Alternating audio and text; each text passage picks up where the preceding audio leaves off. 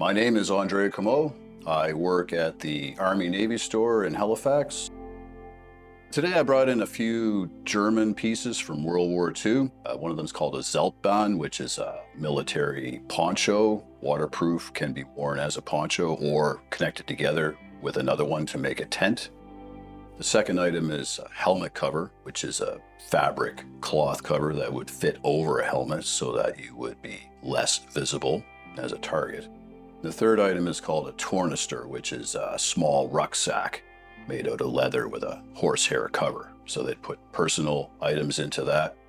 It would also double as a pillow.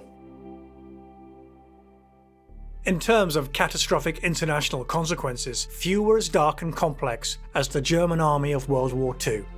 After failing to claim victory in World War I, Germany signed the Treaty of Versailles in France on June 28, 1919. The treaty punished all Central Powers with military reductions, relinquished territory, and war reparations. With minimal enemy resources, the Allies hoped to contain any residual desires for world domination. By 1933, the new German Chancellor Adolf Hitler had other plans. Ignoring the treaty, Hitler increased military strength and resumed pursuits of global control. Germany entered the fight dangerously confident. By the end of the war, Allied troops dismantled and destroyed many remnants of the German army's occupation of Western Europe, including weaponry and defense structures. Andre, welcome to Militaria today. Well, thanks for having me, Andrew. I have 3 pieces of German World War II field kit. I like the field gear more than anything else. Both of these pieces came from 2 veterans, one Canadian.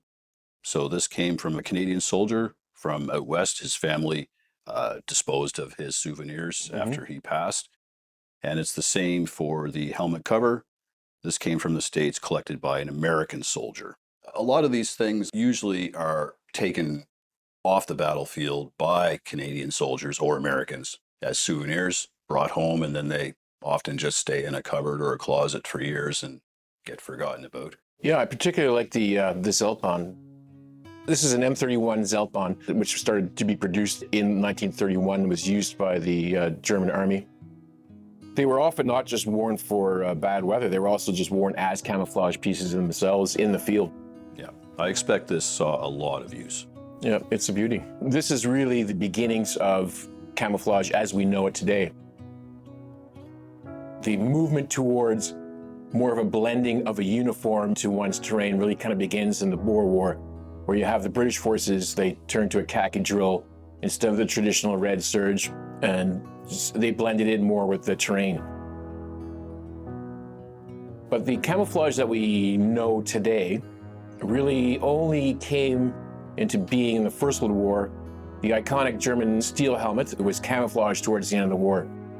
But really the beginnings of the innovation of camouflage really started during the Second World War with the Germans' widespread use of camouflage. These were produced by the regimental tailor and would have been made in the field. As you can see, this is a general issue item. So each individual soldier would have got one of these. So widespread usage. Commonwealth forces didn't have this kind of camouflage.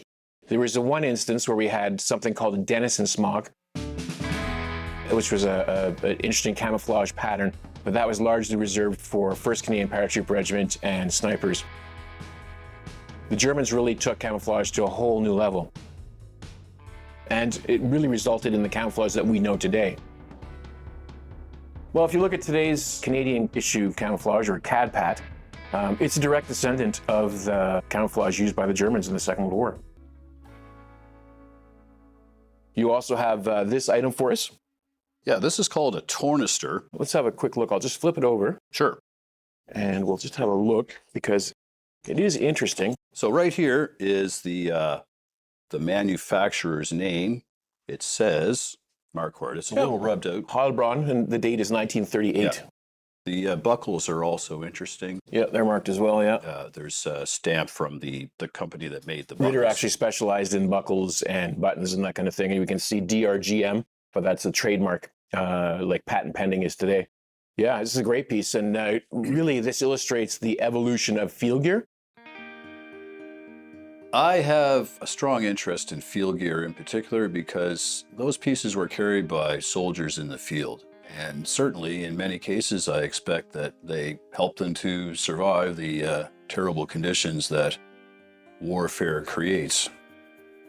One other thing I like about this piece is you can use it as a pillow. Yeah, absolutely. So if you had a spare shirt or some socks in the interior pouch, this would make a great pillow. This is a horsehair or possibly a pony. Yeah, it displays very well. Very nice. For this piece to have survived over 80 years now, I find is amazing in itself, because most of these things were lost on the battlefield. Yeah. And that's testament to the quality of production of a lot of these materials. Yeah.